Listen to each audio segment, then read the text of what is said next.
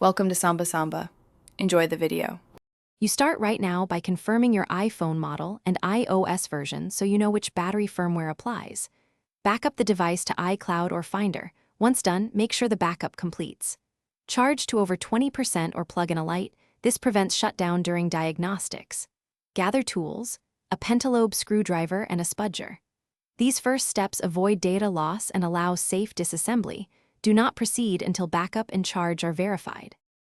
Once done with prep, check settings battery health and read the unverified message. Note any serial mismatch. Power the iPhone fully off. Remove the display gently, work slowly to avoid tearing flex cables, and disconnect the battery connector. Document connector positions with clear photos. This helps if connectors look similar.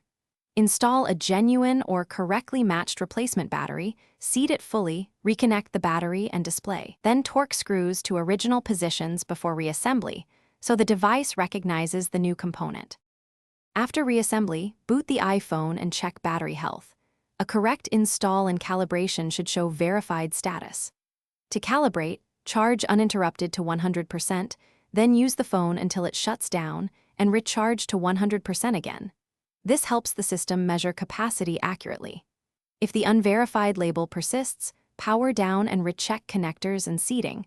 Once connectors are confirmed, consider reflash options if you have tools, or take it to Apple-authorized service.